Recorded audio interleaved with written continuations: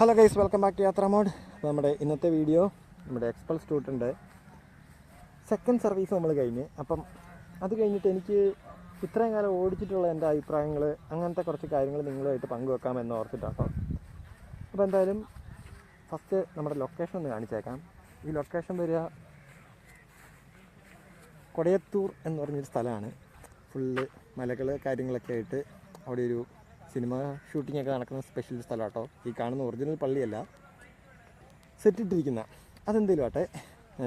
നമ്മുടെ കഴിഞ്ഞ വീഡിയോയിൽ എല്ലാവരും ലൊക്കേഷൻ ചോദിച്ചുകൊണ്ട് ഞാനങ്ങ് പറഞ്ഞു എന്നേ ഉള്ളൂ.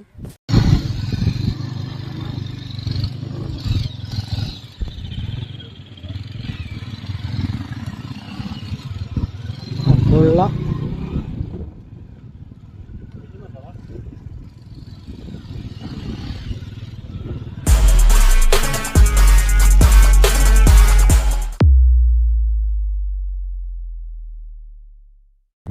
അപ്പം ഫസ്റ്റ് തന്നെ നമ്മുടെ വണ്ടി ഇപ്പം അറൗണ്ട് ഒരു 6000 കിലോമീറ്റർ നമ്മൾ ക്രോസ് ചെയ്ത്.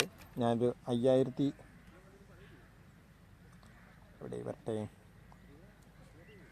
ഓക്കെ, 6000 കിലോമീറ്റർ കഴിഞ്ഞ് ഇവിടെ വാർണിംഗ് ലൈറ്റ് 6000 കിലോമീറ്റർ കഴിഞ്ഞപ്പോഴാണ് തെളിഞ്ഞ്. അതുകൊണ്ട് പിന്നെ അത് ഓഫാക്കാൻ പറ്റിയില്ല. അത് നമുക്ക് പിന്നെ നോക്കാം. അപ്പോൾ ഞാൻ ഒരു സർവീസ് 5800 ആ റേഞ്ചിലാണ് കഴിഞ്ഞത്. അപ്പം എനിക്ക് 1-2 ഇഷ്യൂസ് തോന്നിയിട്ടുണ്ട്. അത് ഞാൻ നിങ്ങളുടെ അടുത്ത് പറയാം. അപ്പം കഴിഞ്ഞ വീഡിയോയിലെ പോലെ തന്നെ നമുക്ക് നെഗറ്റീവ്സിൽ നിന്ന് തുടങ്ങിയേക്കാം. ഫസ്റ്റ് നെഗറ്റീവ് എല്ലാവർക്കും തന്നെ ഇപ്പോൾ അറിയാം, എൻജിൻ്റെ സൗണ്ട്. എൻജിൻ്റെ അകത്തുനിന്ന് അത്യാവശ്യം നല്ല രീതിയിലൊരു സൗണ്ട് ഉണ്ട്. ഒരു മിനിറ്റ്, ഞാൻ ഒന്ന് കാണിക്കാം, കേൾപ്പിക്കാം. ഗിയറിലായിപ്പോയി.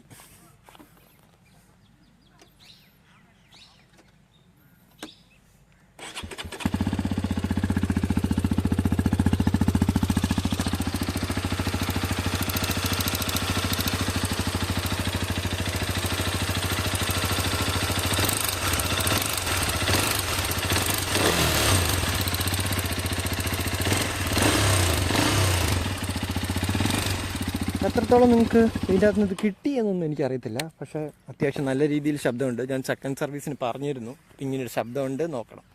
അവർ നോക്കിയോ ഇല്ലയോ എന്നൊന്നും എനിക്കറിയില്ല. എന്തായാലും ഒച്ച നല്ല രീതിയിൽ അതേപോലെ ഇരുന്നു, ഒരു മാറ്റം ഉണ്ടായില്ല. ഫസ്റ്റ് നെഗറ്റീവ് എൻജിൻ്റെ ശബ്ദം. ഇത് ഞാൻ സർവീസ് ചെയ്തത് നമ്മുടെ എറണാകുളത്തെ ആലുവയിലെ മെഗാ മോട്ടോഴ്സിൽ നിന്നാണ്. ഞാനത് പറഞ്ഞു. പിന്നെ ഞാൻ അവരോട് ചോദിക്കാൻ നിന്നില്ല. ഞാൻ അടുത്ത ആഴ്ച എനിക്ക് ഒന്നോടെ അവിടെ പോകേണ്ട ആവശ്യമുള്ളതുകൊണ്ട് ഞാൻ അന്നൊന്നോടെ ചോദിക്കാൻ ഓർത്തു. ഇനി കുറേ നെഗറ്റീവ്സ് എന്ന് പറയാൻ പിന്നെ മറ്റൊരു പ്രശ്നമാണ് നമ്മുടെ സീറ്റ്. ഇത് ഒരു പെരുമഴയത്ത് നമ്മൾ ഈ വണ്ടി കൊണ്ടുപോയി വെച്ച് കഴിഞ്ഞാൽ പിന്നെ ഒരാഴ്ചത്തേക്ക് പോക്കാം. ഇപ്പം കഴിഞ്ഞ ആഴ്ച ഞാൻ ഫുള്ള് മഴയത്ത് വണ്ടി വന്നിരുന്നു. ഒരു ദിവസം ഒരു പെരുമഴയത്തിരുന്നു. ഇപ്പോഴും ഈ സീറ്റിനകത്തുനിന്ന് വെള്ളം വരും. ഈ സൈഡിൽ കണ്ടോ, ഇവിടെ നനഞ്ഞ് ഞെക്കിക്കഴിഞ്ഞാൽ നമുക്കറിയാം. കണ്ടോ, ഇവിടെ ഇപ്പം വെള്ളം വരുന്നുണ്ട്. ഇത് ഒരു 3-4 ദിവസമായിട്ട് ഞാനിപ്പം ഒരു വെയിൽ താണ്ടിയിരിക്കണേ. എന്നിട്ടും ഇത് കണ്ടോ, 2 സൈഡിലും കട്ട സീന്. ഇതും കൊണ്ടൊക്കെ നമ്മൾ ഓഫീസിൽ പോകണമെന്നുണ്ടെങ്കിൽ പ്ലാസ്റ്റിക് കോട്ട് വാങ്ങിക്കുക, ഇടുക, എന്നിട്ട് ഓഫീസിൽ പോകുക എന്നുള്ള ഒറ്റ വഴിയുള്ളൂ. അപ്പം അതാണ് മറ്റൊരു നെഗറ്റീവ്. ഇപ്പം സീറ്റിൻ്റെ കാര്യം പറഞ്ഞു. ഇനി അടുത്തൊരു സാധനം, ഈ ടൂൾ ബോക്സ് കിറ്റ് എൻ്റെ പറഞ്ഞല്ല, ഇവിടെ നിന്നൊരു നട്ട് വിട്ടിട്ട് പോയതാണ് കാര്യം പറഞ്ഞാൽ. ഇപ്പോൾ ഞാൻ സെക്കൻഡ് സർവീസിന് ചെന്നപ്പോൾ പറഞ്ഞു പാർട്സ് ഇല്ല എന്നവർ പറഞ്ഞു. ഇത് എൻ്റെ മാത്രം പ്രശ്നമല്ല. ഇത് ഞാനന്ന് ഫസ്റ്റ് സർവീസിന് വന്ന വണ്ടിയിലും ഈ സെയിം ഇഷ്യൂ കണ്ടു. എനിക്ക് എന്ത് പറ്റിയതാണെന്ന് അറിയത്തില്ല. ഞാൻ ഒരു ദിവസം ഒരു ലോങ് പോയിട്ട് വന്ന് പിറ്റേ ദിവസം രാവിലെ നോക്കുമ്പോൾ അത് പൊട്ടിയിരിപ്പുണ്ട്. അത് കഴിഞ്ഞ് ഞാൻ ഓർത്തു ഏതെങ്കിലും ഒരുത്തൻ വലിയ അത്തൽ തട്ടിയതോ എന്തെങ്കിലും സംഭവിച്ചതാണ് എന്നോർത്തിട്ടാണ് ഞാൻ ഇരുന്നത്. പക്ഷേ അതല്ലായിരുന്നു. അത് എന്താണ് പ്രത്യേകിച്ച് സംഭവിച്ചതെന്നൊന്നും എനിക്കറിയില്ല. പക്ഷെ എന്തായാലും ആ സാധനം പൊട്ടുന്നുണ്ട്. അത് എൻ്റെ മാത്രമല്ല, ഞാൻ പല വണ്ടികൾക്കും ആ സെയിം പ്രശ്നം കണ്ട്. അത് മറ്റൊന്ന്. ഇനി അടുത്തൊരു നെഗറ്റീവ് എന്ന് പറഞ്ഞു കഴിഞ്ഞാൽ, എനിക്കിതുവരെ സംഭവിച്ചിട്ടില്ല. ഞാനന്ന് ഷോറൂമിൽ പോയപ്പം പലരെയും കാണുമല്ലോ നമ്മൾ, സെയിം ടൂട്ടൻ ആയിട്ട് സർവീസിന് വന്ന പിള്ളേരെ കണ്ടപ്പം അവന്മാർ പറഞ്ഞൊരു ഇഷ്യൂ ആണ്. അവരുടെ ഫ്രണ്ട്സിന് നമ്മുടെ ഈ ഷോക്കില്ലേ, കൈവള്ളി സാരമില്ല, ഈ ഷോക്കിനകത്ത് ഈ നമ്മുടെ ചുമല ഐറ്റവും കറുത്ത ഐറ്റവും ഷോക്കിൻ്റെ മോണോഷോക്കിൻ്റെ സെയിം സാധനങ്ങളുണ്ടല്ലോ, അത് രണ്ടും തമ്മിൽ ഉരഞ്ഞിട്ട് ഇഷ്യൂസ് വരുന്ന വണ്ടികളുണ്ട്. എനിക്കിതുവരെ വന്നിട്ടില്ല. അപ്പം അങ്ങനെ ഒരു ഇഷ്യൂ പലരും പറയുന്നുണ്ട്. അപ്പം അതും ഉണ്ട്. അപ്പം അത് ആണ് മറ്റൊരു നെഗറ്റീവ്. പിന്നെ സർവീസിൻ്റെ കാര്യം. സർവീസിന് എനിക്ക് സെക്കൻഡ് സർവീസിന് വന്ന കോസ്റ്റ് എന്ന് പറയുന്നത് അറൗണ്ട് 1600 രൂപയാണ്. ഞാൻ എറണാകുളത്ത് ഷോറൂമിൽ നിന്ന് എനിക്ക് വന്ന കോസ്റ്റ് 1600 രൂപയാണ്. അതാണ് ഒരു സെക്കൻഡ് സർവീസിൻ്റെ കോസ്റ്റ് വരിക. അപ്പം നമ്മുടെ നെഗറ്റീവ്സ് ഇത്രയൊക്കെ ഉള്ളൂ. പിന്നെ ഞാൻ ഷോറൂമിൽ സർവീസിന് പോയ കഥ. നിങ്ങൾ ആലുവയിൽ ഞാൻ 2 ദിവസം പോയിട്ടാണ് വണ്ടി ഒന്ന് ഷോറൂമിൽ കൊടുക്കാൻ പറ്റിയത്. കാരണം അവിടെ ഞാൻ ഫസ്റ്റ് ദിവസം ഷോറൂം തുറക്കുന്നത് നോർമൽ എല്ലായിടത്തും 9 മണിയാണല്ലോ. 9 മണി റേഞ്ചിൽ ഞാൻ പോയി. അവിടെ 8:45 ചെന്നപ്പം വിളിച്ച് പറഞ്ഞു, ബ്രോ ഒരു രക്ഷയില്ല, പോയിട്ട് പിറ്റേ ദിവസം വണ്ടി എടുക്കാൻ വെക്കാൻ ഒരു രക്ഷയില്ല, ഫുള്ള് വണ്ടികൾ വേറെ. പിറ്റേ ദിവസം ഞാൻ 8 മണി 7:45 ചെന്നപ്പോൾ തന്നെ അവിടെയാണ് ഫുള്ള് വണ്ടികൾ റെഡി ആയി നിൽപ്പുണ്ട്. ഇഷ്ടംപോലെ വണ്ടികൾ വരുന്നതുകൊണ്ട് നേരത്തും കാലത്തുമൊക്കെ നിങ്ങൾ ചെന്ന് കഴിഞ്ഞാൽ അന്ന് വണ്ടി കൊടുത്തിട്ട് വരാം. അപ്പോൾ എന്നെപ്പോലെ തന്നെ അവിടെ കുറേ പേരൊന്ന് വന്നു. എന്നിട്ട് എല്ലാവർക്കും ഇതേ ഇഷ്യൂ. മിക്കവരും എന്നിട്ട് തിരിച്ചുപോയി. ഞാനും വന്ന് ആ കൂടത്തിൽ തിരിച്ചുപോയി. പിറ്റേ ദിവസം വീണ്ടും വന്നു. രാവിലെ 7:45 ആയപ്പോഴത്തേനും വന്നപ്പോഴേ അവിടെ കുറേ വണ്ടിയുണ്ട്. അവരെയും പറഞ്ഞിട്ട് കാര്യമില്ല, അത്രയും വണ്ടി വരുന്നതുകൊണ്ട് അവർക്കൊന്നും ചെയ്യാനില്ല. പക്ഷേ അവർ അന്ന് തന്നെ വണ്ടിയൊക്കെ തരും കേട്ടോ, അക്കാര്യത്തിലൊന്നും കുഴപ്പമില്ല. അപ്പം നിങ്ങൾ ടൂട്ടൻ ആലുവയിൽ ഷോറൂമിൽ സർവീസിന് കൊടുക്കാൻ ഉദ്ദേശിക്കുന്നുണ്ട് എന്നുണ്ടെങ്കിൽ 9 മണി 8 മണി എന്നൊന്നും നോക്കി നിൽക്കരുത്. ഏറ്റവും നേരത്തെ എത്രയും പെട്ടെന്ന് ചെല്ലാൻ പറ്റുമോ അത്രയും നേരത്തെ ഇല്ല. 7:30 കഴിയുമ്പോഴത്തേനും ചെന്നാൽ അന്ന് വണ്ടി കയറ്റി വെക്കാം, വണ്ടി കൊടുത്തിട്ട് വരാം. അല്ല നിങ്ങൾ വണ്ടിയായിട്ട് തന്നെ രാവിലെ തന്നെ തിരിച്ചു വരാം. അപ്പം അതാണ് ഒന്ന്. പിന്നെ ഒരു കാര്യം എന്ന് പറഞ്ഞാൽ, എൻ്റെ ഫസ്റ്റ് സർവീസ് കഴിഞ്ഞ് ഞാൻ എൻജിൻ ശബ്ദം പറഞ്ഞപ്പോൾ അത് പറയാൻ വിട്ടുപോയി. ഫസ്റ്റ് സർവീസിനൊന്നും ഈ എൻജിൻ്റെ ശബ്ദമൊന്നും വരത്തില്ല, ആർക്കും വരത്തില്ല എന്ന് എനിക്ക് തോന്നുന്നു. ഞാൻ ഇപ്പം അന്ന് ചെന്നപ്പോൾ പല ഫസ്റ്റ് സർവീസിന് വന്നവന്മാരുടെ അടുത്തൊക്കെ ചോദിച്ചപ്പോൾ ആർക്കും ഇതുവരെ ഒച്ചയില്ല. പക്ഷെ എനിക്ക് വന്നത് ഒരു 700 കിലോമീറ്റർ 750 നമ്മുടെ ഫസ്റ്റ് സർവീസ് വരിക. അത് കഴിഞ്ഞ് ഒരു 1300 കിലോമീറ്ററിൽ ഫസ്റ്റ് ഈ ശബ്ദം വന്നു. ഒരു ദിവസം സൗണ്ട് വന്ന് ഞാനെന്നാൽ പിന്നെ പോയി പിറ്റേ ദിവസം പോകുമ്പം ഒന്ന് ഷോറൂമിൽ കാണിക്കാൻ ഓർത്തിട്ടിരിക്കുമായിരുന്നു. പിന്നെ വീട്ടിലെത്തി, പിന്നെ നോക്കുമ്പോൾ ഉണ്ട് ശബ്ദമില്ല. പിന്നെ ഒരു 400 കിലോമീറ്ററിലേക്ക് എനിക്ക് സൗണ്ടേ ഇല്ല, വണ്ടി പഴയ പോലെ തന്നെ. പിന്നെ വീണ്ടും ശബ്ദം വന്നു, പിന്നെ അത് പോയിട്ടില്ല. പിന്നെ ഞാൻ തിരുവനന്തപുരത്തൊന്ന് പോയപ്പം ഞാൻ തിരുവനന്തപുരത്ത് നിന്നാണ് വണ്ടി എടുത്തത്. അപ്പം അവിടെ ഞാൻ ഷോറൂമിൽ കാണിച്ചു ഈ ശബ്ദമുണ്ട് എന്ന് പറഞ്ഞു. അപ്പോൾ അവരെൻ്റെ അടുത്ത് പറഞ്ഞു സ്റ്റോക്കില്ല. അവർ പറഞ്ഞു ഓയിൽ പമ്പ് മാറി വെക്കണം എന്ന് പറഞ്ഞു. അപ്പം എൻ്റെ അടുത്ത് പറഞ്ഞു ഫസ്റ്റ് എൻ്റെ അടുത്ത് നെഗറ്റീവ്സ് ഒന്നുമല്ല കേട്ടോ, നെഗറ്റീവായിട്ടല്ല. അവർ പറഞ്ഞു ഒരാഴ്ച മുമ്പ് ഒന്ന് വിളിച്ച് പറഞ്ഞിട്ട് വരണം, ഓയിൽ പമ്പ് ഓർഡർ ചെയ്ത് ഒരാഴ്ച എടുക്കും വരാൻ. അപ്പം അങ്ങനെ എൻ്റെ അടുത്ത് ഇപ്പോൾ പൊക്കോ കുഴപ്പമൊന്നുമില്ല, വണ്ടിക്ക് ഓടുന്നതിന് പ്രശ്നങ്ങളൊന്നുമില്ല, അങ്ങനെ എൻ്റെ അടുത്ത് പറഞ്ഞു. അത് കഴിഞ്ഞ് പിന്നെ ഞാൻ അങ്ങോട്ട് പോയില്ല. ഞാൻ സെക്കൻഡ് സർവീസിൽ ഇവിടുന്ന് മാറാമെന്ന് ഓർത്തിട്ടിരിക്കുകയായിരുന്നു. അപ്പം ഇതാണ് നമ്മുടെ എൻജിൻ്റെ ശബ്ദത്തിൻ്റെ അവിടുത്തെ ഒരു കാര്യം. പിന്നെ നെഗറ്റീവ്സ് ഇത്രയൊക്കെ ഉള്ളൂ നെഗറ്റീവ്സ്. പിന്നെ ഞാൻ നോർമലായിട്ട് പറഞ്ഞ കുറച്ച് നെഗറ്റീവ്സ് ഉണ്ട്, ഹെഡ്ലൈറ്റ് ഇഷ്യൂസ്. അങ്ങനെ അന്ന് ഞാൻ നമ്മുടെ ഫസ്റ്റ് വീഡിയോയിൽ കുറേ കാര്യങ്ങൾ പറഞ്ഞു. അതൊക്കെ നമ്മുടെ വീഡിയോ കണ്ടിട്ടില്ലാത്തവർ അവിടെ പോയിട്ട് പഴയ വീഡിയോ ഒന്ന് എടുത്ത് കണ്ടാൽ മതി. അപ്പം അതായിരുന്നു നമ്മുടെ നെഗറ്റീവ്സിൻ്റെ കാര്യങ്ങൾ. കമ്മിങ് ബാക്ക് ടു പോസിറ്റീവ്സിൽ ഫസ്റ്റ് കാര്യം, നമ്മുടെ ഇതിനറിയാം ഈ വണ്ടിക്ക് 210 cc എൻജിനാണ് എന്നെല്ലാവർക്കും അറിയാമല്ലോ. പക്ഷേ ഒരു 210 cc പെർഫോമൻസ് ആയിട്ടല്ല എനിക്ക് തോന്നുന്നത്. അതിലും അടിപൊളിയായിട്ട് എനിക്ക് ഭയങ്കരധികം ഇഷ്ടപ്പെട്ട്, അതിലും അടിപൊളിയായിട്ടാണ് വണ്ടി പെർഫോം ചെയ്യുന്നത്. അതുപോലെ തന്നെ സസ്പെൻഷൻ.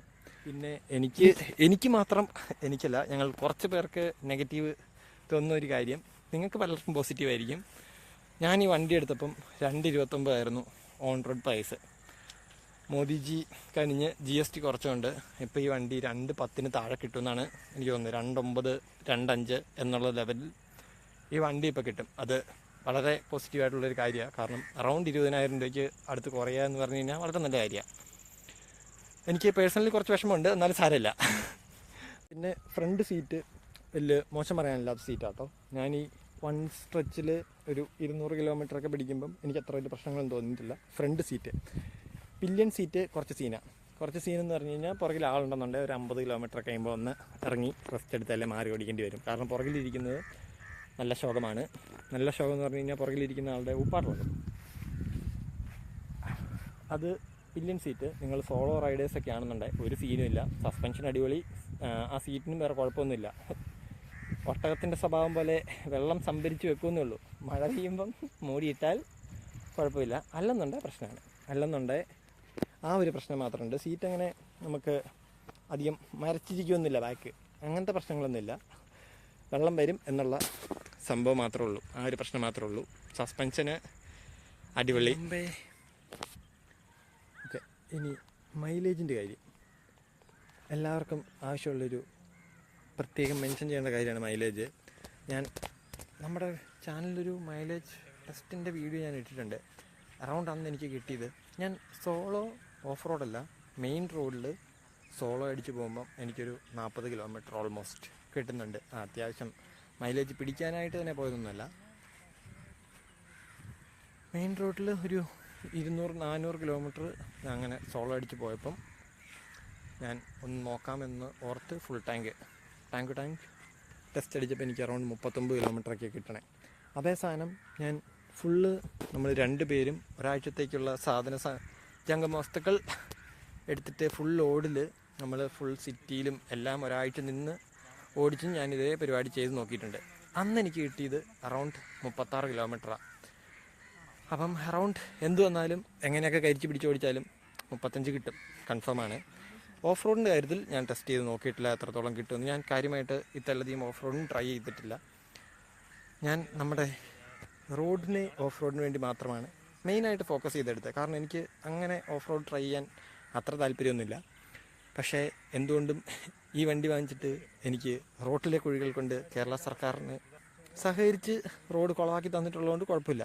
എനിക്ക് ഇഷ്ടം പോലെ മാരകമായ കുഴി ചെന്ന് ചാടിയിട്ട് എനിക്കൊരു കുഴപ്പം തോന്നിയിട്ടില്ല. ആ ഒരൊറ്റ കാര്യത്തിൽ ഞാൻ ഭയങ്കര ഹാപ്പിയാണ്. വണ്ടി എടുത്തിട്ടില്ല. ഓഫ് റോഡ് പോയില്ലെങ്കിലും നിങ്ങൾക്ക് ധൈര്യമായിട്ട് വണ്ടി എടുക്കാം. നമ്മുടെ റോഡുകൾ മാത്രം മതി ഇത് ഉപയോഗപ്പെടുത്താൻ. അതുപോലെ തന്നെ കട്ട ബ്ലോക്കിലൊക്കെ കിടക്കുമ്പോൾ സൈഡിലെ വിശാലമായ കുഴികളിൽ നമുക്ക് മിന്നിച്ച് കയറി പോകാം. അതേപോലെ നമ്മൾ ഇപ്പം മെയിൻ റോഡിലൊക്കെ ചിലപ്പം കുറേ പിള്ളേർ വന്നിട്ട് പട്ടി ഷോക്കി ഇട്ടിട്ട് ഇരപ്പിച്ച് പിടിച്ചിട്ടൊക്കെ നമ്മുടെ ഫ്രണ്ടിൽ കയറി പോകുന്നുണ്ടാവും. ഒന്നും പേടിക്കണ്ട, അടുത്ത ഹമ്പി നമുക്ക് അവന്മാരെ കിട്ടും. അവന്മാരെല്ലാം ചവിട്ടും, നമ്മൾ ചവിട്ടില്ല. ഏത് വൈബ്, നമുക്ക് മിന്നിച്ചെടുത്തിട്ട് പോകാൻ പറ്റും. അപ്പോൾ അവന്മാരൊക്കെ പട്ടി ഷോ ഇട്ടിട്ട് അവന്മാർ ഹമ്പിൽ ബ്രേക്ക് ചവിട്ടുമ്പോൾ നമുക്ക് കയ്യിൽ പോകാം. അങ്ങനെ കുറേ പോസിറ്റീവ്സൊക്കെ ഉണ്ട്. അതും പോസിറ്റീവ് അല്ല, ഇതുമാതിരി കണ്ണാപ്പി പരിപാടിയാണ്, എന്നാലും സാരമില്ല, ഞാൻ പറഞ്ഞേ ഉള്ളൂ. അപ്പം ഇതൊക്കെയാണ് മൈലേജിൻ്റെ കാര്യം. അറൗണ്ട് 35 കൺഫേം ആയിട്ടും കിട്ടും കേട്ടോ. എനിക്ക് കിട്ടുന്നുണ്ട്, നിങ്ങളുടെ ഓടിയിൽ പോലെ ആയിരിക്കും. അപ്പം ഇതൊക്കെയാണ് എനിക്ക് വണ്ടിയോട് തോന്നിയ കാര്യങ്ങൾ. അപ്പോൾ ഇത്രയൊക്കെ ഉള്ളൂ നിലവിൽ പറയാനുള്ളൂ. അപ്പോൾ നമ്മുടെ മറ്റൊരു വീഡിയോ ആയിട്ട് നമ്മൾ വീണ്ടും വരുന്നതായിരിക്കും. Thank you.